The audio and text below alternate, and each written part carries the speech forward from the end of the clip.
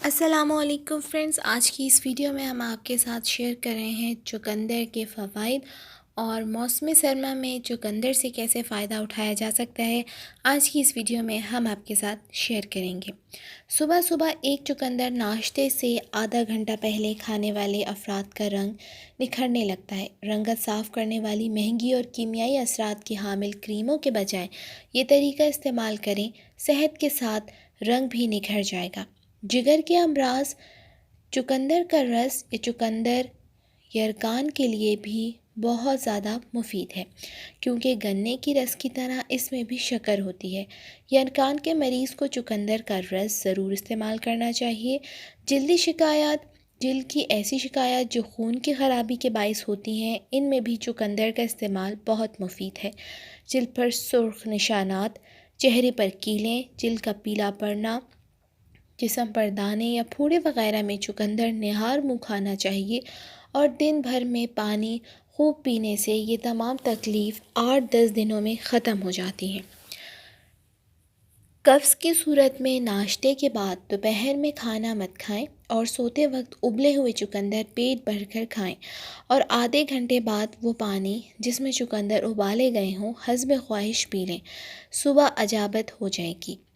بالوں کے امراض، چقندر ابال کر اس پانی سے سر دھونا بالوں کے گرنے کی شکایت اور سر کی خشکی اور بھوسی دور کرتا ہے، اور بال لمبے اور گھنے اور نرم ہو جاتے ہیں۔ اس کے علاوہ سر میں لگانے کا تیل جو بھی آپ استعمال کرتے ہوں، اس میں چقندر گرائنڈ کر کے ڈال دیں اور تیل گرم کر لیں۔ اس کے بعد کسی کپڑے سے چھان کر تیل علیحدہ کر کے رکھ لیں اور چقندر کا تیل تیار ہو جائے گا۔ تیل میں رنگت سرخ ہوگی۔ یہ تیل بالوں کی جملہ بیماریوں کو دور کرتا ہے۔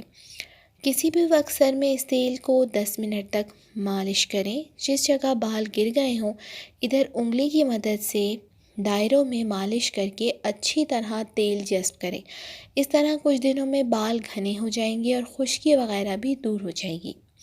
گردہ و مثانہ، گردہ و مثانہ کے ورم میں چقندر دن میں 3-4 مرتبہ کچا کھایا جا سکتا ہے۔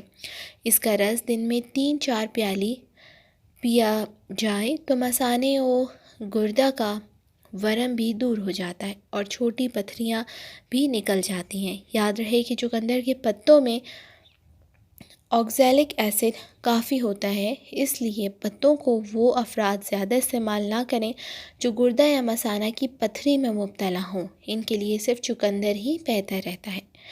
گٹھیا، چقندر اور اس کے رس گٹھیا کے امراض میں بہت مفید ہیں۔